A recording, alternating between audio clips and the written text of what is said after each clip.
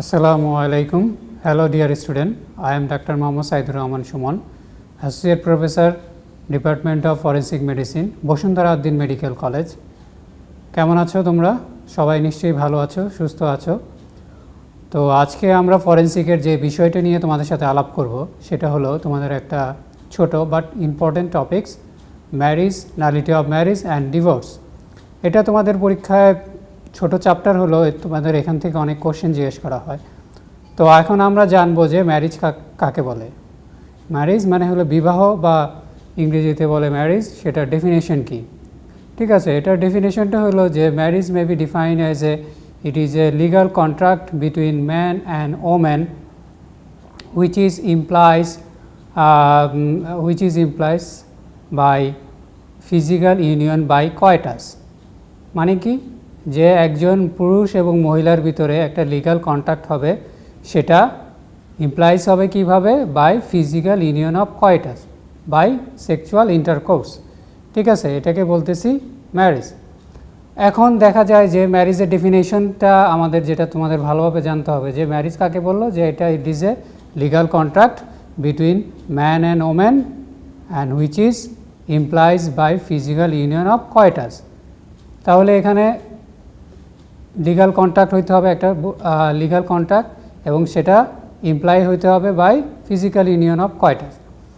এখন আগে বা অনেক সময় তোমরা ছোটোবেলায় দেখেছো যে টেলিফোনে বিয়ে হতো। তো এটা কি, যদি টেলিফোনে বিয়ে হয় তাহলে এটা কি, টেলিফোনের বিয়েটা কি বৈধ হবে?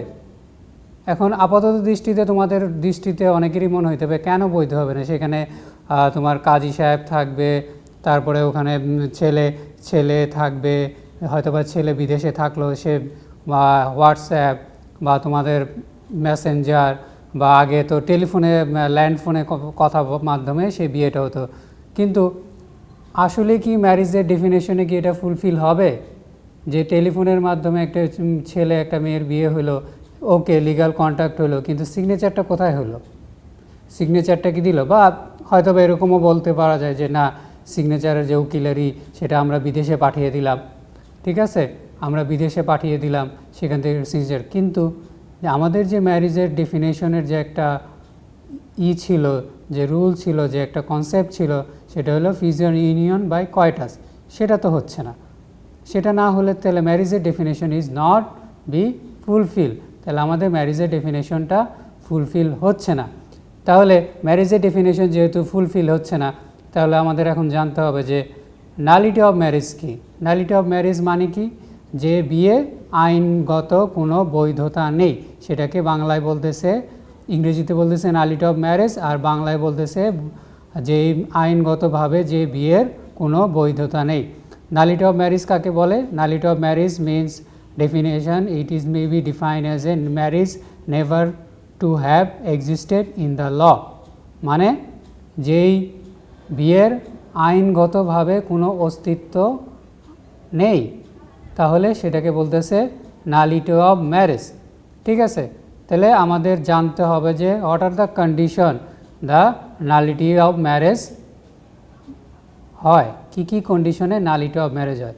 তাহলে প্রথমত যে কন্ডিশনটা তোমাদের কাছে আসতেছে সেটা হলো যে number 1, if the either party below the age of marriageable age. যদি ম্যারিজেবল এইজের বিলো এইজে থাকে দুইজনই, তাহলে সেই ম্যারিজ আইনগতভাবে বা সেই বিয়ে আইনগতভাবে সেই বিয়ের কোনো বৈধতা নাই। তোমরা জানো একজন ছেলের বিয়ের বয়স হলো 21 বছর, আর একজন মেয়ের বয়স হলো 18 বছর। এখন দেখা যায় যে আমাদের গ্রাম দেশে বাল্য বিবাহ বলে অনেক কথা আছে, সেখানে বাল্য বিবাহ হচ্ছে। কিভাবে? একটা ছেলের বয়স দেখা যাচ্ছে 16 আর মেয়ের বয়স 12। তাহলে আইনগতভাবে এই বিয়ে যদি পড়ানো হয়, উকিল, আমাদের যে হুজুর বা কাজী সাহেব এই বিয়ে পড়াইতে পারেন, কিন্তু আইনগতভাবে সেই বিয়েকে অ্যাকসেপ্টেবল হবে না। কারণ আমাদের একটা খাতা আছে, সেই খাতায়, রেজিস্ট্রি খাতায় আমাদেরকে রেজিস্ট্রি করতে হয় যে একটা বিয়ে হচ্ছে, সেই বিয়েতে ছেলের বয়স কত, মেয়ের বয়স কত, সেখানে বৈধ বয়সটা লিখতে হয়। তাহলে সেইখানে যদি ম্যারিজেবল বিলো দ্য ম্যারিজেবল এজ হয়, বোথ তোমার ছেলে মেয়ে বা ছেলে অথবা মেয়ে, তাহলে সেই বিয়ের আইনগত কোনো বৈধতা হবে না, তাহলে সেটা হবে নালিটি অফ ম্যারেজ। তারপরে নেক্সট কন্ডিশন কি, when either party is having mental disease during the marriage, মানে যদি কোনো একজন ব্যক্তি বা কোনো একজন মেম্বার, যেমন ছেলে অথবা মেয়ে, বিয়ের সময় যদি সে পাগল থাকে, মেন্টালি ডিজিজে সে সাফারিং করে, তাহলে সেই বিয়ে আইনগতভাবে সে বৈধতা নেই।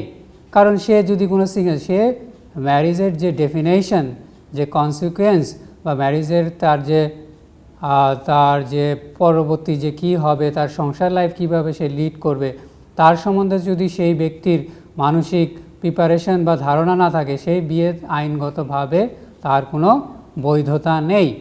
তারপরে নেক্সট হলো আমাদের when either party is validly marriage during the married, যদি অলরেডি একজন ব্যক্তি এই যদি বিয়ের সময় অন্য কারোর সাথে বিবাহিত সম্পর্ক যুক্ত থাকে। ধরো সে অলরেডি অন্য কারোর সাথে কোনো অন্য এক মহিলার সাথে সে বিয়েতে সম্পর্ক আবদ্ধ, কিন্তু তার প্রথম পক্ষের স্ত্রীর অনুমতি ব্যতীত সে যদি বিয়ে করে, বা কোনো মহিলা তার প্রথম স্বামীকে না জানিয়ে, সে প্রথম স্বামীর থেকে ডিভোর্স না নিয়ে সে যদি বিয়ে করে, সে বিয়ে according to the law of land সেটা বৈধ ঘোষণা হবে না, সেটা কি হবে, নালিটি অফ ম্যারেজ হবে। তাহলে either party is during the marriage is already married by other person this marriage is known as nullity of marriage, সেটাকেও নালিটি অফ ম্যারেজ বলে। এরপরে আর কি হবে, when marriage is not consummated by due to impotency or wilful refusal. কি জিনিসটা কি, যদি যে আমাদের যে ম্যারেজের ডেফিনেশন আছে যে ইউনিয়ন বাই ফিজিক্যাল কয়টাস, সেটা যদি কনজিউম না হয়, যদি কনজিউম করা যায় না, কি কারণে, যদি কেউ যদি উইলফুলি সে রিফিউজ করে যে তার সাথে সে একই সাথে থাকতে চাচ্ছে না, বা যদি পুরুষ কোনো ইম্পর্টেন্সি লাইক ডিজিজে সে ভুগে, তাহলে সেই বিয়েও নালিটি অফ ম্যারেজ হবে এবং সেই বিয়েকে নাল অ্যান্ড ভয়েড ডিক্লেয়ার করা যাবে, তার অস্তিত্বকে ডিক্লেয়ার করা যাবে যে সেই বিয়ে বৈধ নয়, বা সেই বিয়ের অস্তিত্ব আইনগতভাবে বৈধ নয়, সেটাকে ডিক্লেয়ার করা যাবে। এখন অনেক ক্ষেত্রে বলা যায় যে একজন পুরুষ মানুষের যদি প্রথম দিনই ইম্পর্টেন্সি দেখা যায়, এটা বিভিন্ন কারণে হতে পারে, বিয়ে তার মেন্টালি স্ট্রেস থাকবে, ফিজিক্যালি সে এক্সস্টেড থাকতে পারে, এর জন্য তার ট্রানজিয়েন্ট বা সিঙ্গেল পিরিয়ডের জন্য তার কি হতে পারে, তার ইম্পর্টেন্সি ডেভেলপ করতে পারে, সেই ক্ষেত্রে তাকে সাথে সাথেই ডিভোর্স দেওয়া যাবে না, বা সেই বিয়েকে নালিটি অফ ম্যারেজ বলা যাবে না। এখানে একটা শর্ত আছে, অ্যাটলিস্ট তাকে সেই মহিলাকে দেখতে হবে যে তার হাজব্যান্ড ইম্পর্টেন্সি যদি 3 মাসের ভিতরে, উইদিন 3 মান্থের ভিতরে যদি এটা কিওর করা যায় বা কিওরেবল না হয়, সেক্ষেত্রে সে মহিলা তার হাজব্যান্ডের থেকে ডিভোর্স যেতে পারে এবং সেই বিয়েকে নাল অ্যান্ড ভয়েড বা নালিটি অফ ম্যারেজ বলা যেতে পারে। ঠিক আছে, এখন আসা হলো যে নেক্সট পয়েন্টটা কি, when the already the pregnant women married again, pregnancy being other by another man.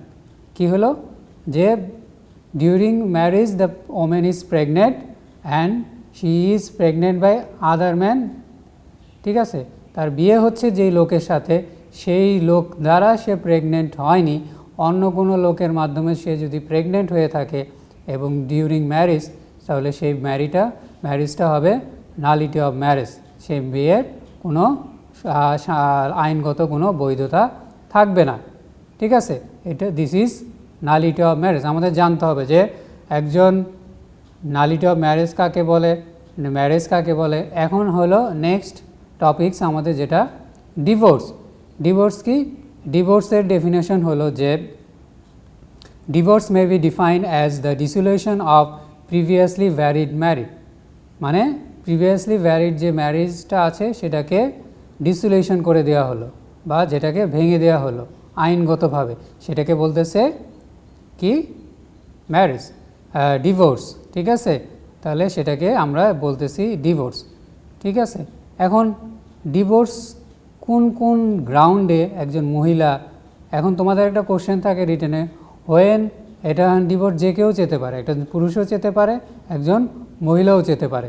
তো আমাদের পরীক্ষায় সচরাচর মহিলাদের বা মেয়েদেরকে জিজ্ঞেস করা হয় যে, বা রিটেনেও কোশ্চেন থাকে যে when a women can seek divorce from her husband, যে একজন মহিলা কখন তার হাজব্যান্ডের কাছ থেকে ডিভোর্স চেতে পারে। প্রথমত হলো adultery. নাওয়াডেজ it is a common problem in our country, it is adultery. তো অ্যাডাল্টারির কারণে একজন মহিলা তার হাজব্যান্ডের কাছ থেকে ডিভোর্স চেতে পারে।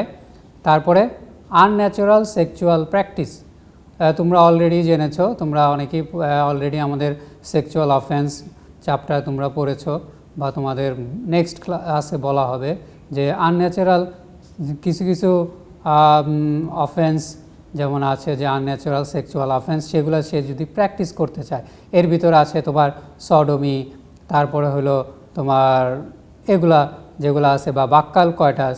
এখন বলা যেতে পারে যে বাক্যাল কয়টাস আবার অনেক ক্ষেত্রে সেটা লিগালাইজড হয় যদি বোথ হাজব্যান্ড অ্যান্ড ওয়াইফ যদি সম্মতি প্রদান করে, তাহলে সেটা লিগালাইজড। কিন্তু অন্য ক্ষেত্রে যদি যে কোনো একজন এটাকে ডিনাই করে, তাহলে সেটা আনন্যাচারাল সেক্সুয়াল প্র্যাকটিসের ভিতরে চলে যাবে। আর কি হবে? ক্রুয়েলটি মানে continuous tortured a women by her husband, মানে কন্টিনিউয়াস তাকে টর্চার করা হচ্ছে, তার সেটা যৌতুকের কারণেই হোক বা বিভিন্ন মানসিক, সে টর্চার বলতে আসলে আমরা ফিজিক্যাল টর্চার না, এখানে টর্চারের অনেক কিছু হয়, ফিজিক্যাল টর্চারও আছে, মেন্টাল টর্চার আছে, সেক্সুয়াল টর্চার আছে, বিভিন্ন ধরনের টর্চার আছে। যখন তোমাদের উন্ড চ্যাপ্টার পড়ানো হবে তখন টর্চার সম্বন্ধে তোমাদের একটা ধারণা দেওয়া হবে। তো এখানে শুধু ফিজিক্যাল টর্চার না, এখানে যদি তাকে মেন্টাল টর্চারও করা হয়, তাহলে বর্তমান দিনে এখন ফিজিক্যাল টর্চারের থেকে মেন্টাল টর্চারটাই বেশি হয়। সে মেন্টাল টর্চার হলেও সে তার হাজব্যান্ডের কাছ থেকে ডিভোর্স চেতে পারবে। আর কি হতে পারে?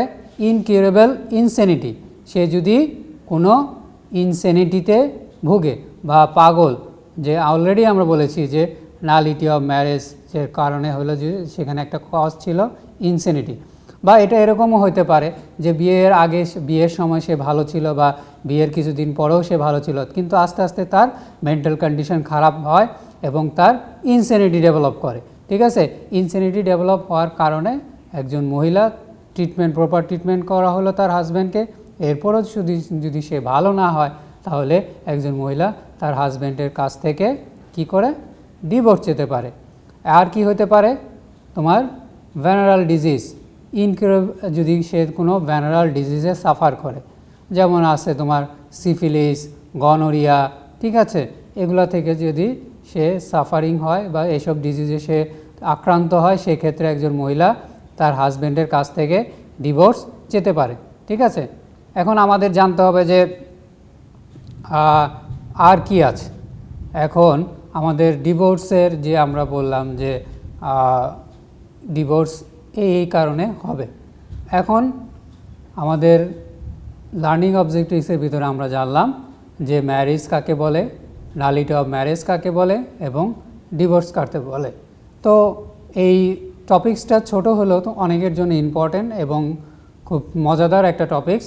পরীক্ষায় সবাইকেই জিজ্ঞেস করবে যে ম্যারেজের ডেফিনেশন কাকে বলে, নালিটি অফ ম্যারেজ কাকে বলে, তারপরে তোমার ডিভোর্স কাকে বলে। মেয়েদের তো অবশ্যই জিজ্ঞেস করবে, যে কারণ রিটেন একটা কোশ্চেন থাকে যে when a women can seek divorce from her husband.